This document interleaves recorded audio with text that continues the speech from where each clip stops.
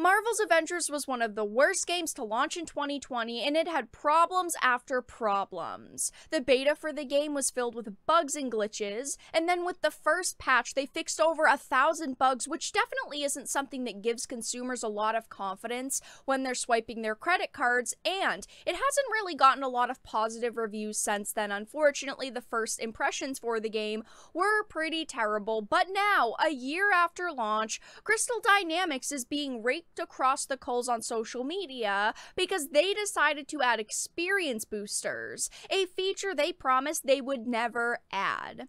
But before we get into the topic at hand, if you enjoy the content that I create, please make sure to subscribe to the channel and hit the notification bell. Follow me on social media like Twitter or mine so that you can see when my content is posted. And if you do really enjoy the videos and the live streams that I create, please consider becoming a Dark Titan via Patreon for just $1 a month or supporting via memberships. All of the links are in the description, and of course, I do really appreciate all of the support. So I'm going to start off with this Forbes article. It says Marvel's Avengers is now selling pay-to-win items after saying it wouldn't. So Marvel's Avengers should be basking in a rather good week, as after coming to Game Pass, it has quickly skyrocketed up to become one of the most played Xbox games. Whenever this happens and a game is added to Game Pass, usually it does spike in popularity. It's a great way to test out games you didn't want to spend a lot of money on. It's just a great way in general to experience different types of games. But of course, they just had to add something controversial to it. They just couldn't take the situation and make it a positive and say, wow, people really are interested in our game.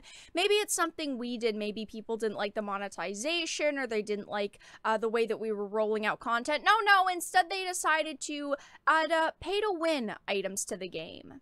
It says, in yet a new controversy has descended on the game, one where it appears Crystal Dynamics is specifically going back on its word regarding microtransactions. So as of this week, an entire row of the Avengers microtransaction store is devoted to a series of paid consumable boosts, ranging from XP to in-game currency for upgrades.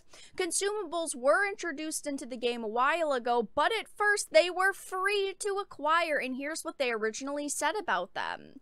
They said these will occasionally be available for free to retrieve from the marketplace, and we're looking at other ways for you to earn them as well, of course, which means swiping your credit card. Now, a big problem here is that a lot of people don't mind experience boosts in games. I personally don't really mind them. Usually, games put them into the cash shop. You have to, swipe your credit card for like $5 to get 20 of them sometimes. But I'm personally someone who doesn't view them as a negative thing, especially when you have a game and you're putting them into a shop for people to buy with in-game currency. If I want to play the game and I put 100 hours into the game, I should be able to use my in-game currency on those items. But in this case, it's not just the item that people are upset about, it's the fact that they lied. They went back on their word when they previously said they weren't going to add these types of items into the game.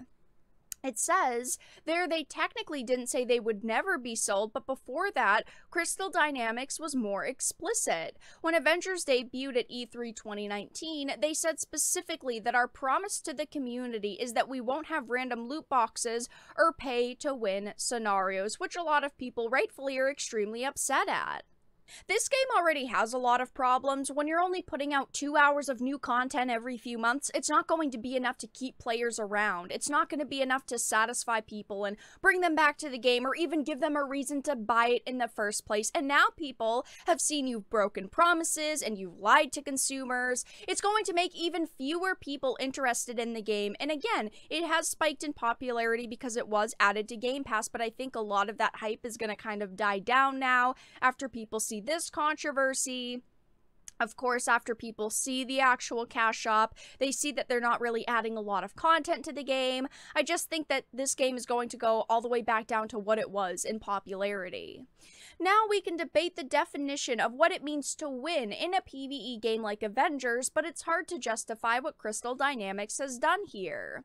They previously decreased natural experience gains because they said it was too overwhelming for players to level up so fast. While the 1 to 50 grind is still not that bad, the game now has a Paragon-like system where after 50, you level up hundreds of more times to get innate character bonuses, and these bonuses directly make your character more powerful with better offense, defense, and cooldowns, even if most bonuses cap at 15%.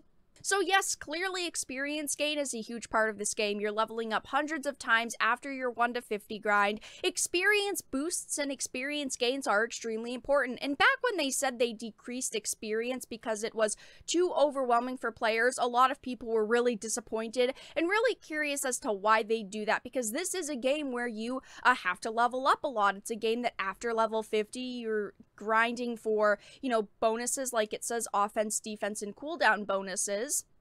But now we can tell they didn't decrease natural experience because it was too overwhelming for players. They clearly decreased experience gains because they knew eventually they wanted to add experience boosts to the cash shop.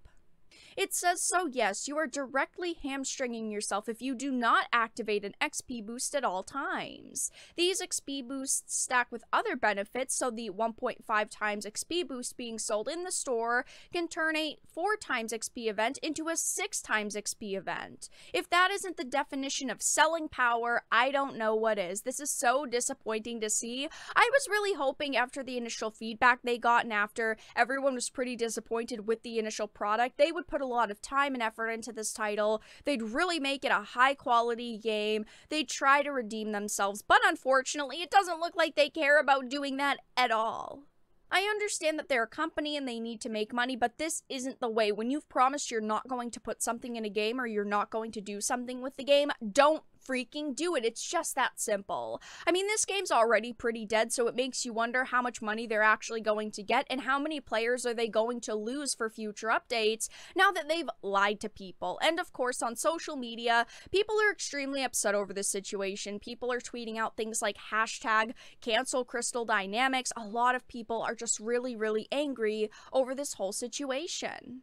Someone said, I just want a fun and good AAA multiplayer Marvel game. I think that's what everyone kind of wants. A lot of people were hoping this was going to be amazing. Unfortunately, it didn't turn out to be all that good. And I know that they're coming out with a Guardians of the Galaxy game, but it looks extremely similar to Marvel's Avengers. The initial gameplay we saw for it was very slow. It looked kind of buggy. It did not look all that promising either, so I'm not going to pick up that title either because I think it's going to be another Marvel's Avengers situation here. People are saying things like the world we live in equals add XP boosts to the same time instead of reduce XP required to save time.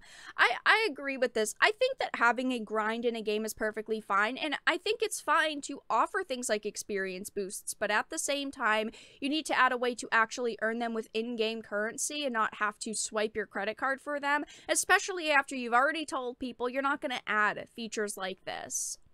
People are saying things like, I'm so confused as to how this game is still something that somehow deserves to be talked about. The reason why people are talking about it is because everyone was so hopeful for this title. We were hoping we were going to get a good Marvel game. We were hoping that they would kind of redeem themselves after the whole controversy at launch, but unfortunately they just haven't done any of that. They haven't cared about what people want, and they haven't actually listened to anyone's feedback.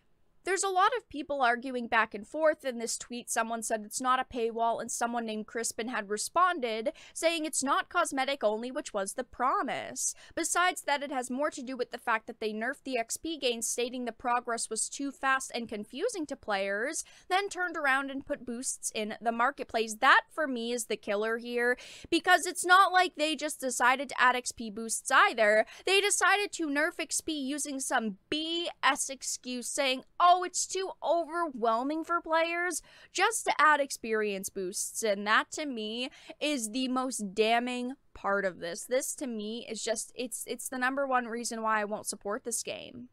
I genuinely think a lot of people were excited about this game at launch, but unfortunately it just had problems after problems. I definitely think the timing for it was terrible because the Avengers hype had kind of died down already and there wasn't that much Marvel content releasing, but people love these characters, yet when you put out a terrible game, it doesn't matter how much people like characters, no one wants to spend $60 on a pile of garbage. But that's all that I really had to discuss in this video.